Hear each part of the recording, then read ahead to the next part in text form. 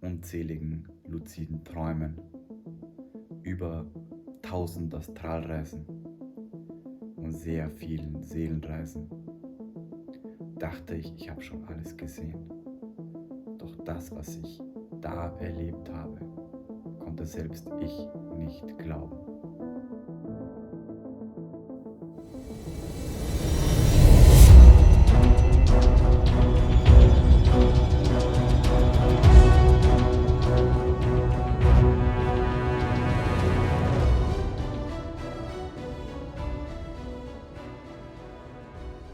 Hi, mein Name ist Marco Lorenz, ich bin Bewusstseinscoach und als der YouTuber bekannt, der die meisten Erfahrungen macht, was außerkörperliche Zustände angeht, luzides Träumen, Seelenreisen, DMT-Erfahrungen und so weiter.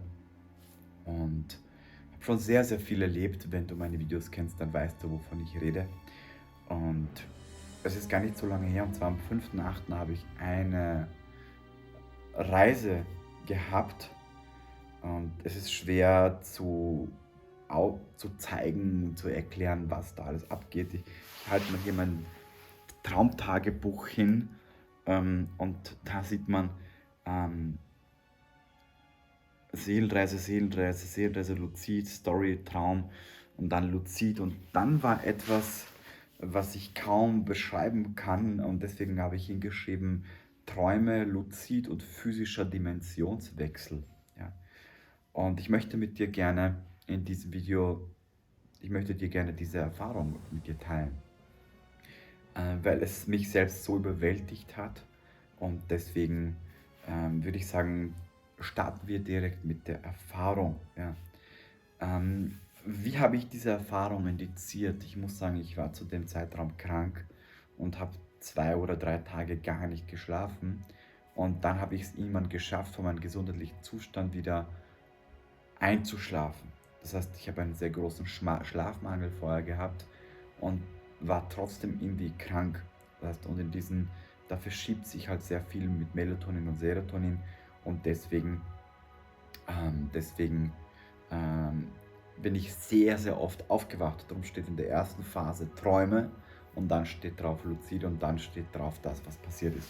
Das wird sozusagen am Ende dieses Videos der Höhepunkt sein. Ja. Aber das andere ist auch sehr, sehr interessant.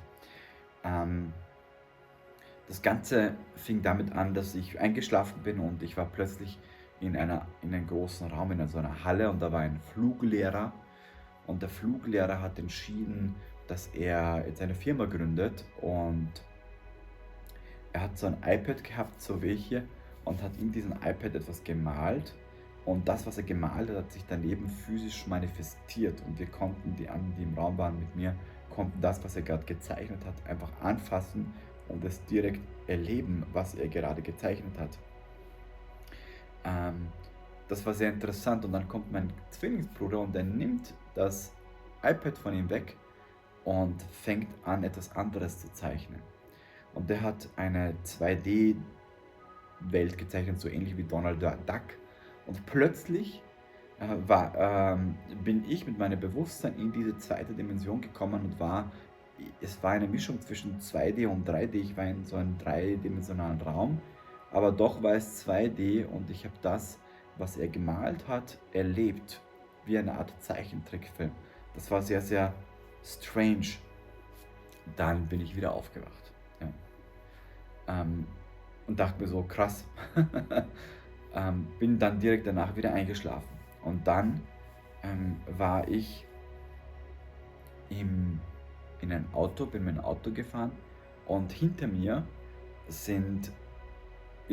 ein weißer Bus nachgefahren.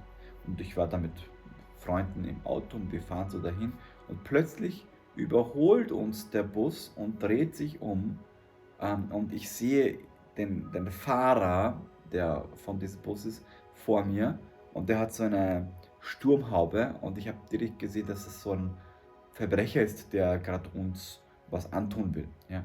Und ich habe dann den Rückwärtsgang reingelegt und bin diese lange Straße nach hinten gefahren. Mein Auto war irgendwie schneller und der hat sich immer weiter von mir distanziert. Und ich bin einfach zurückgefahren, habe dann immer das Auto umgedreht und bin dann weitergefahren. Und das war irgendwie so, während dem Fahren ähm, habe ich dann vergessen, dass uns der verfolgt.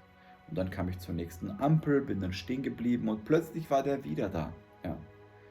Und hat uns dann überholt. Ich habe das Auto umgedreht und bin einfach wieder zurückgefahren in die andere Richtung und so weiter. Es war jetzt nichts Spektakuläres, aber trotzdem hat das einen Sinn gehabt. Und dann bin ich wach geworden. Ja. Und dann ähm, bin ich aufgewacht also dann wieder eingeschlafen, also aufgewacht, dann wieder eingeschlafen und dann bin ich aufgewacht in einem Haus von einem Freund und da waren Menschen mit einer körperlichen Einschränkung. Und ich kann mich noch erinnern, einer wollte unbedingt aufs Klo gehen und ich habe ihn dann so getragen und bin mit ihm dann auf die Toilette gegangen und er hat dann neben das Klo gemacht und ich habe mit so einer Katzenschaufel das Ganze dann irgendwie weggeschüttet oder in das Klo wieder reingeschüttet und dann bin ich munter geworden. Das war jetzt nicht spektakulär. Da hast du sich was anderes erwartet von dem Video. Aber jetzt geht's gleich los. Und dann bin ich aufgewacht. Und dann bin ich wieder eingeschlafen. Ja. Und dann bin ich wieder im Auto gewesen, bin gefahren mit meinem Bruder, mit meinem anderen Bruder. Wir fahren so dahin und plötzlich kommt wieder der weiße Bus und verfolgt uns. Nur ich hatte in dem Fall viel mehr Luzidität, aber ich war noch nicht komplett luzid. Ich hatte viel mehr Luzidität und ich fahre so und dann kam ich auf die Idee, ich biege jetzt hier ab und fahre dann in das kleine Dörfchen und dann war ich in ein Dorf und habe dann das Auto in so einen Busch versteckt.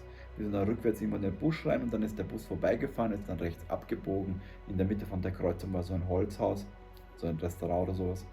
Und ein paar andere Häuser waren da. Und es war dann auch schon dunkel. Und dann haben wir entschieden, dass wir dann in die andere Richtung fahren, weil dann der ist in die Richtung gefahren.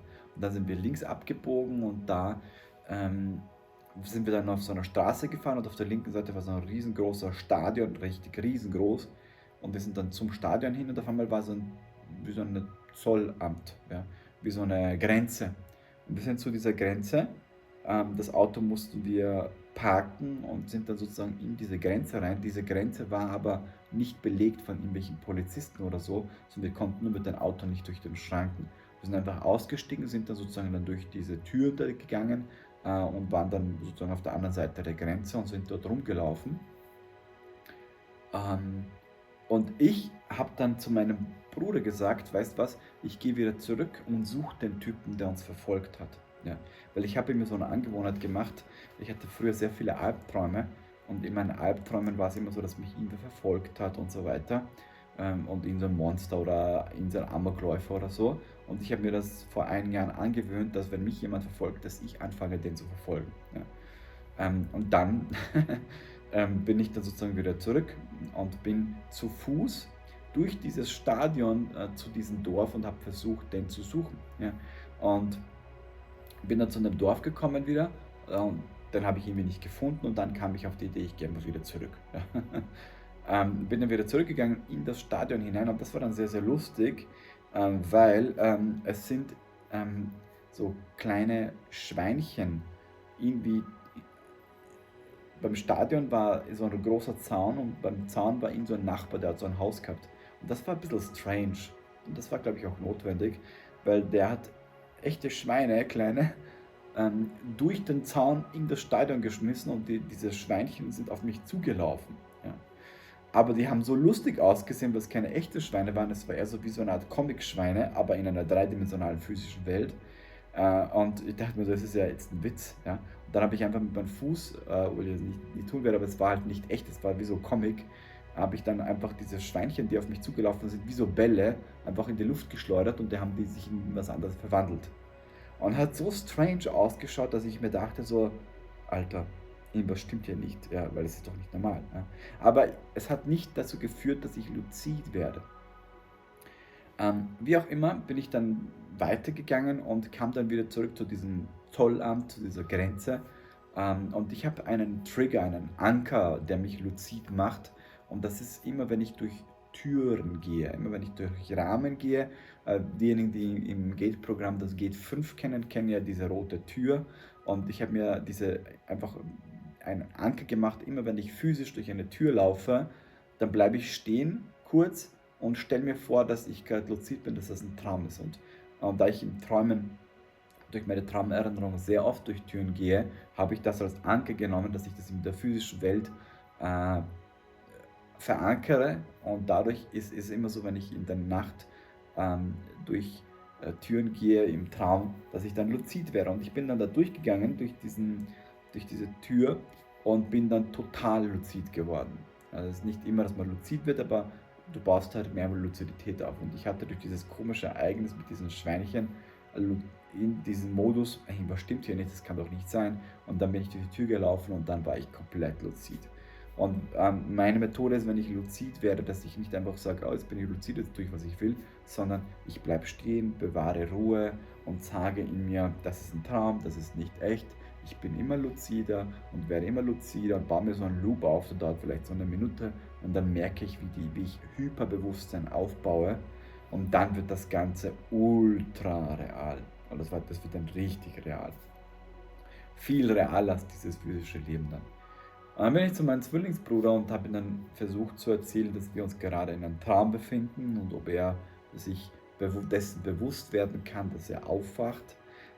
Aber das war dann irgendwie nicht möglich für ihn, weil ich vermute, dass das eine Art NPC war, also ein Non-Player Character, im Traum zumindest, weil ich habe ihm das erzählt, dass wir gerade träumen, und er hat nur so gemacht und hat so gemacht,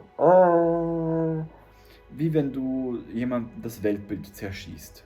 Ja? Aber ich kenne dieses Verhalten von NPCs, die mit dir sozusagen in Träumen einfach irgendwelche Sachen machen, aber das sind halt keine echten Spieler, das sind einfach nur Computerprogramme, könnte man sagen. Ja? Und er war vermutlich so ein Programm, weil er einfach so reagiert hat. Ja? Weil ich kenne nämlich andere, wo du hingehst und du sagst, du träumst gerade, und dann werden sie bewusst und dann werden sie sich klar. Und dann sagen sie, was, wir träumen wirklich? Wow. Äh, und dann kannst du dich unterhalten und dann kannst du sogar sagen, mach das, erinnere ich dich an deinen Traum. Wenn du munter wirst, schreib's auf und kontaktiere mich oder schreib mir, was du gerade erlebt hast. Ja. Wie auch immer, auf jeden Fall hat er dann nur so gemacht, und ich ging dann zu meinem anderen Bruder, zu meinem kleinen Bruder, und habe das auch gesagt, und der hat aber gesagt so, nee, das kaufe ich dir nicht ab, für mich ist das die totale Realität, ähm, du träumst wohl, irgendwie sowas. Und dann hat er immer gesagt, beweis es mir, dass das ein Traum ist. Ähm, und ich bin dann in die Luft geflogen, also in den Himmel, und er war dann unten und bin dann ein bisschen rumgeflogen. Und dann bin ich runtergeflogen, also wenn hier jetzt sein Kopf steht, dann bin ich so runter mit meinem Kopf und bin so vor ihm geschwebt und habe ihn angesehen und habe gesagt, schau, wie du siehst, ich kann fliegen, und das liegt daran, dass ich gerade in einem Traum bin. Und seine Antwort darauf war, also auch wieder NPC. Ähm, in jedem Fall dachte ich mir so, ach super, jetzt bin ich sozusagen in meiner eigenen Welt. Bin dann in den Himmel geflogen, bin dann ein bisschen durch die Wolken geflogen und dachte mir dann, ich würde jetzt gern aufwachen, und bin dann über den Stadion geflogen, und beim Stadion war auf der Seite sehr viele Stühle, wie man es halt so kennt. Ne? Und ich dachte mir so, jetzt mache ich mal was richtig Cooles. Ich fliege mit Vollgas in diesen Stuhl hinein und werde sozusagen aus dem Bett rausfliegen. Ne? ähm, und dann bin ich mit Vollgas sozusagen runter auf diese Stühle. Und bevor ich dir gleich erzähle, wie es weiterging, was dann passiert ist, also der Höhepunkt des Videos, möchte ich dich gerne darum bitten, wenn du mehr solche Videos sehen möchtest, ja, mehr Erfahrungsberichte über luzide Träume, Seelenreisen, Astralreisen, DMT-Erfahrungen und so weiter, dann schreib mir jetzt bitte einen Kommentar. Es reicht einfach nur zu sagen, bitte mach mehr Videos oder irgendwie sowas. Dann werde ich anfangen, wirklich regelmäßig mehr solcher Erfahrungsberichte. Bei mir ist fast jede zweite Nacht hier steht Luzid Story, Luzid, Seelenreise, Story, Traum. Und dann das, was jetzt ist, dann Luzid, Traum, Luzid, Astralreise und so weiter. Es ist echt krass und da erlebe ich immer irgendwelche krassen Sachen. Und wenn du möchtest, dass ich da, wie gesagt, mehr solche Videos mache, dann schreib es mir unten als Kommentar. Und auch wenn du sagst, ich habe keinen Bock, einen Kommentar zu schreiben, dann schreib einfach irgendwas rein, einfach für den Algorithmus, damit dieses Video von YouTube besser gerankt wird, damit solche Themen, Bewusstseinsthemen einfach gerankt werden. Es ist einfach in der heutigen Zeit, das Kollektiv steht sich halt mehr auf Kosmetik und auf so Sachen und nicht auf Bewusstseinsthemen. Und ich glaube, es wird einfach Zeit, dass wir das Thema Bewusstsein in die Öffentlichkeit bringen. Und deswegen unterstütze, wenn es geht, bitte diesen Kanal, indem du einfach einen Kommentar schreibst, ein Like machst und das vielleicht an deine Freunde teilst. Ja, vielen Dank nochmal dafür. Und wie du gemerkt hast, du kannst mir auch Fragen stellen und so weiter. Ich versuche so gut es geht, jeden Kommentar zu beantworten. Ja. Weil da ich jetzt so lange krank war, bzw. Gipse hatte, konnte ich nichts tun. Und der Algorithmus hat meinen Kanal ziemlich zerschmettert. Und deswegen ist es einfach wichtig, wenn ich jetzt wieder da ich regelmäßig Videos mache, 3-mal die Woche, also am Dienstag, Donnerstag und Sonntag um 19 Uhr, dass da einfach mehr passiert und so weiter. Ja, kommen wir zum Punkt, was ist geschehen. Also ich bin da mit Vollgas runter auf diese Stühle und mein erster Gedanke war, ja, ich werde jetzt gleich im Bett aufwachen und ich bin gespannt, wie sich das dann anfühlen wird, wenn ich so mit Vollgas gegen die Stühle knalle. Tatsächlich ist dann Folgendes passiert. Ich lese einfach mal vor. Ich fliege in den Himmel und sage laut, der ganze Planet bin ich bin Gott, das ist meine Welt, ich kann alles tun, es ist meine Welt. Und dann flog ich runter auf diese Stühle, denn ich will aufwachen. Und beim Aufprall bin ich nicht im Bett aufgewacht und das war das Verrückte und das war das Strange, denn ich bin komplett physisch in einer Bar aufgewacht und bin dort sozusagen auf den Tisch geflogen und habe den Tisch zerschmettert und den Stuhl, der daneben war, kaputt gemacht. Und mir hat auch alles wehgetan und ich bin da gelegen. Und der Kellner, der gerade in dieser Bar war, der hat sich erschreckt, ist nach hinten gefallen. Und ich habe mich erschreckt, weil ich dachte, ich wache jetzt im Bett auf und bin jetzt sozusagen physisch komplett in einer anderen Dimension aufgewacht. Und das war so strange, ja. Der Kellner hatte Angst, ist nach hinten und ich dachte mir die ganze Zeit so, fuck, wie komme ich wieder zurück in mein Bett? Denn ich bin komplett physisch gewesen und ich bin komplett klar, ich bin komplett bewusst und ich wusste zu 100%, ich bin gerade hier runter, um im Bett aufzuwachen und lande jetzt physisch in einer Bar. Wusste nicht, wo ich bin, aber ich wusste, es ist halt physisch und ich wusste, ich kann nicht aufwachen und ich wusste nicht, wie es weitergeht, weil ja, du willst halt aufwachen und du bist halt physisch in einer anderen Realität. Ja. Bin ich dort gewesen. Und das war dann interessant. Ich habe dann, der hat mich dann gefragt, wie ich da von der Decke da runtergekommen bin, was ist passiert. Und ich habe gesagt, ich habe keine Ahnung. Und ich habe dann erklärt, dass und das war nämlich sehr interessant, er hat mir diese eine Frage gestellt, hat gefragt, von wo ich komme, ja, und wer ich bin. Ja. Und das Verrückte war, normalerweise sagst du, ich heiße so und ich komme von da.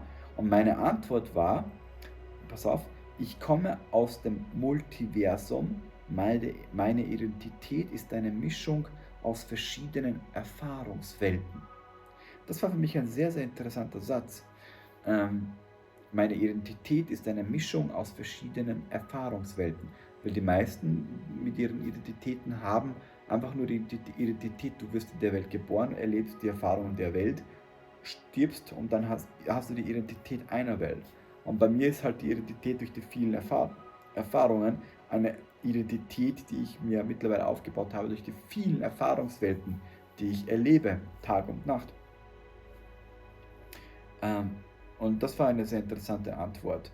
Auf jeden Fall habe ich ihm das dann erklärt, dass ich gerade in einer anderen Welt war und dann sozusagen irgendwie dann bei ihm gelandet bin.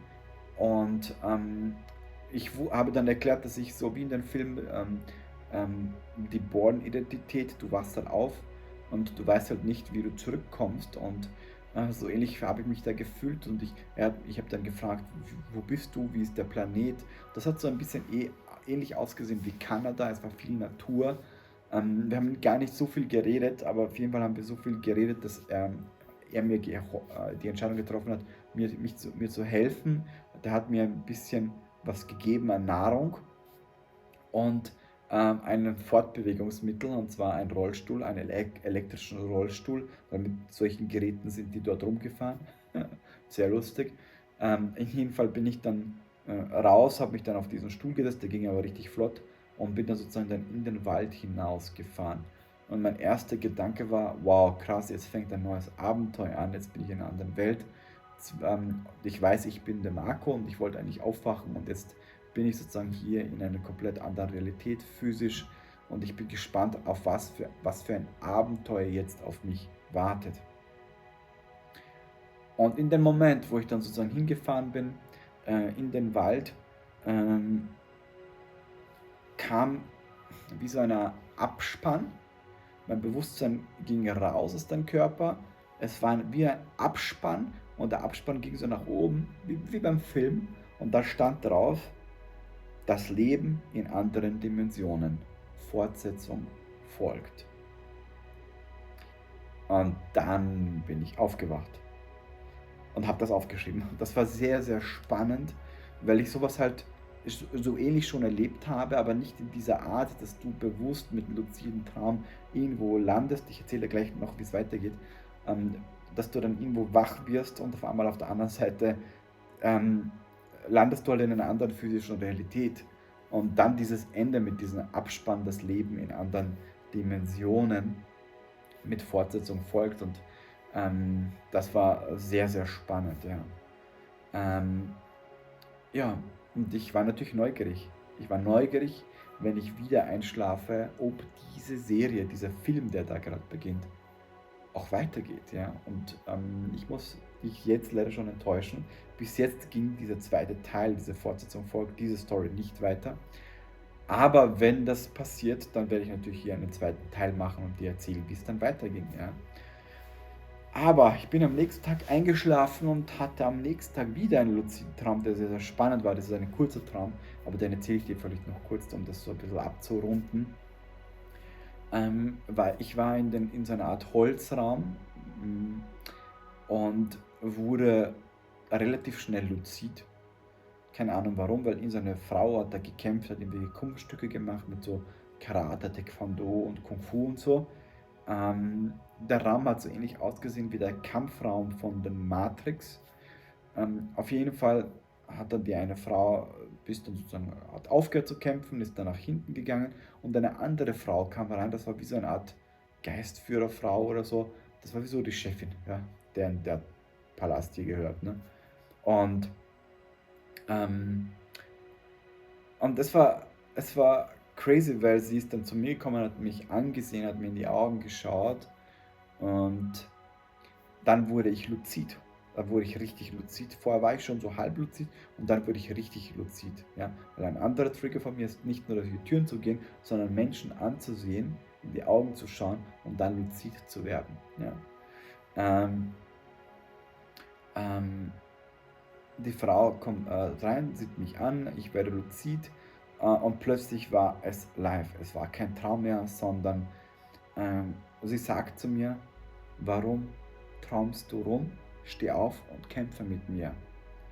Meine Antwort war, nee, ich kann nicht kämpfen, weil ich habe meine Hände vor kurzem beide gebrochen und sie tun weh und die Platten sind noch drin. Und die Antwort darauf war sehr interessant, was sie gesagt hat. Warum hast du die Vorstellung deines physischen Körpers mit hierher genommen? Nochmal.